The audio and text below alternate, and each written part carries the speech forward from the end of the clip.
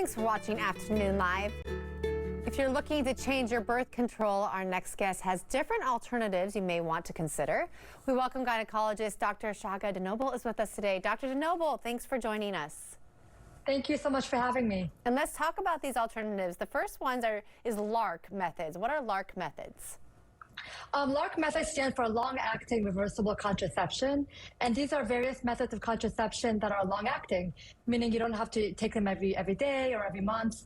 They are inserted in your body and they last a long time, anywhere between 3 to 8 years, depending on which type you get. For younger women, what should they look at in regarding to LARC methods?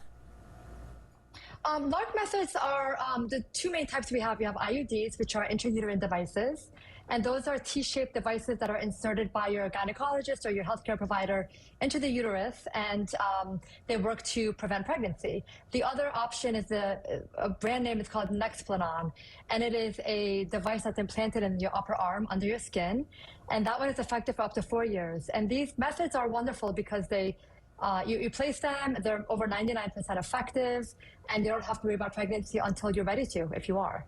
And so what are the myths behind some of these? So one of the myths around IUDs, which has been going around for a long time, is that it cannot be used in women before they've had children. So the myth is that women have to have already had children to be able to use an IUD, and that is certainly not true. I place them all the time in women, teenagers who've never been pregnant. And there's no problem in that. So that's a myth, and it's important to know that all girls can use it. Teenagers, women in their 20s, women who've never been pregnant. There are several different ones, and some are made a little bit smaller, which may be more comfortable to insert in a younger woman. Another myth of the IUD is that it's going to cause infertility and cause infections.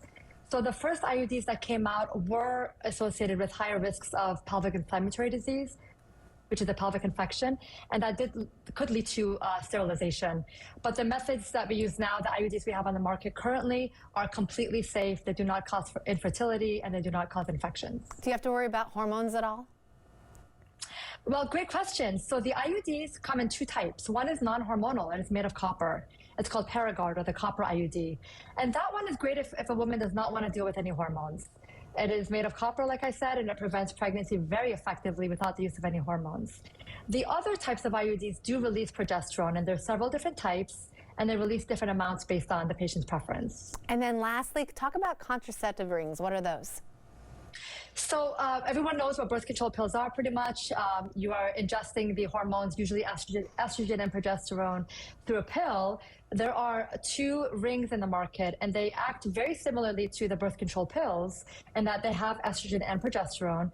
But instead of taking a pill by mouth, you insert a ring vaginally, and you do it every month, and that releases the hormones, and it provides you contraception that way. The hormones are absorbed through the vaginal mucosa into your bloodstream, and it is effective.